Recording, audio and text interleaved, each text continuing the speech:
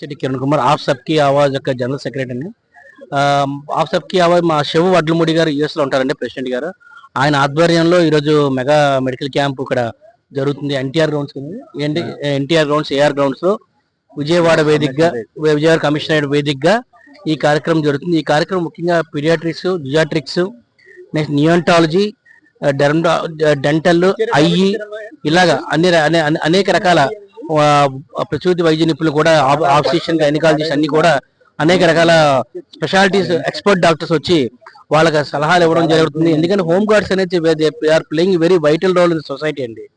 Home guards ఉండడం వల్ల మనకి ఎంత లాభం అంటే, ఏదైనా డిజాస్టర్ వచ్చిన, ఎమర్జెన్సీ రెస్పాన్స్ వచ్చిన ఇమీడియట్ ఫస్ట్ రెస్పాండ్ అయ్యేది డిపార్ట్మెంట్ తెలిసిన హోమ్ గార్డ్స్ అండి. రోజుకి మోర్ దాన్ 12 hours, నాకు తెలిసినంత మోర్ దాన్ 12 to 14 hours పైన డ్యూటీ చేస్తుంటారు వాళ్ళు. ఇప్పుడే తెలిసిన విషయం ఏంటంటే, ఒక మేడం గారికి కూడా హెల్త్ బీపీ నిజంగా 190 ఉండడం అనేది వాళ్ళ పాపం ఆవిడ కూడా తెలియదు.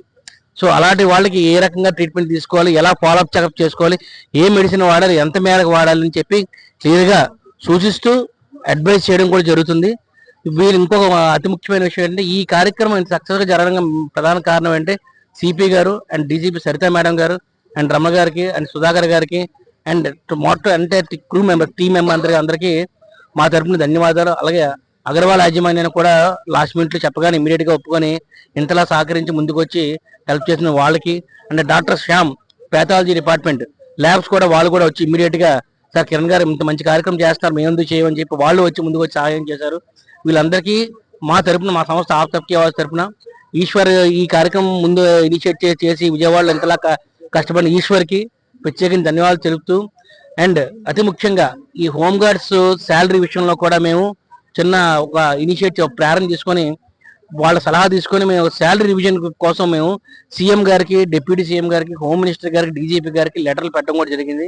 వాళ్ళు అవకాశం ఇస్తే తక్షణమే వచ్చి వీళ్ళకి సమస్యలను వివరించి, ఎందుకంటే తెలంగాణతో కంపేర్ చేస్తే ఏపీ మన స్టేట్ చాలా తక్కువ చేస్తున్నారు హోమ్ గార్డ్ శాలరీస్.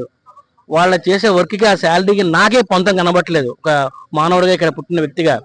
సో ప్రభుత్వం కొంచెం వాళ్ళ మీద దృష్టి పెట్టి వాళ్ళ శాలరీ ఇంక్రీజ్ చేస్తుందిగా మా ఆసక్తి ఎన్జిఓ తరఫున అఫీషియల్ లెటర్ పంపడం జరిగింది. మళ్ళీ వీళ్ళ ముఖంగా కూడా నేను రిక్వెస్ట్ చేస్తాను. Thank you so much for the opportunity.